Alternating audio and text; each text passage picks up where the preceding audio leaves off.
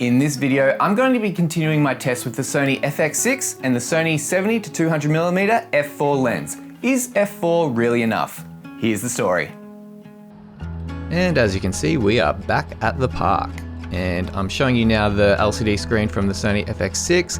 And I was expecting to see a square pop up over the lady walking, but unfortunately that never appeared. So the camera obviously didn't pick up there was a face walking right in front of it. I didn't have the sensitivity set to max, so maybe that was just something to do with the autofocus settings I had it set to, but this is the result of what I got when I was recording. And you can see the different settings I've got on the screen as well. Now this is a good example of the kind of bokeh you can get in the background. And obviously the tree trunk is in focus and the person walking the dog is bokeh in the background. And this is what it looks like after color grade, and I'm using Cinematch to color grade all the shots in this video.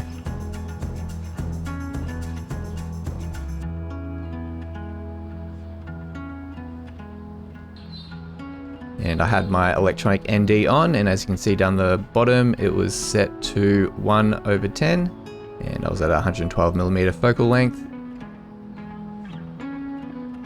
And now we're getting a shot of the runner, and once again, no boxes over his face, but that's fine.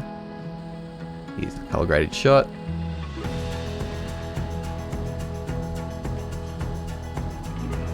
And the side by side.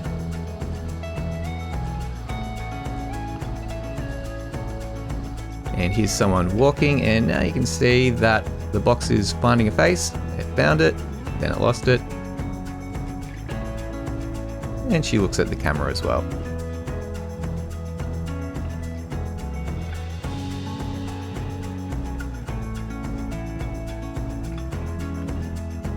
Now we're getting shots of ducks, because I know what you guys want.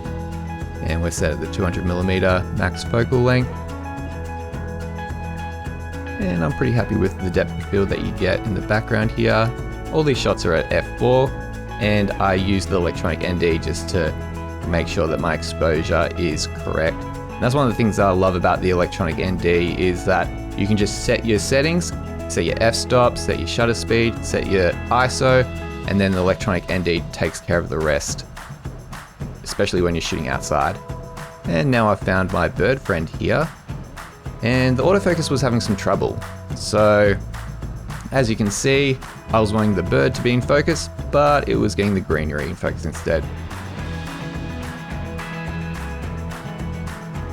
So I did the unthinkable. I went to manual focus, and that gave me some better results. Don't be afraid to use manual focus, especially with the Sony FX6, even though it does most of the time have excellent autofocus. Sometimes it's hard for the camera though to read your mind.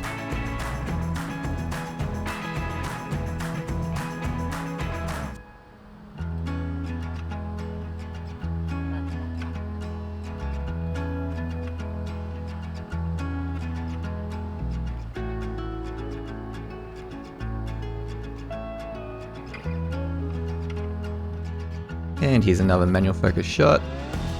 So as you can see, the blurry foreground elements, and then the bird in focus. Kind of wonder what that bird's thinking right now.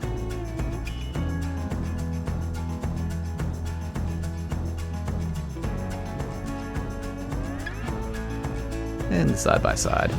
In all these shots, I was using a Cine saddle as well, and also, of course, this lens does have OSS, so image stabilization, which really does help get rid of any micro jitters and steadies the shot quite a bit.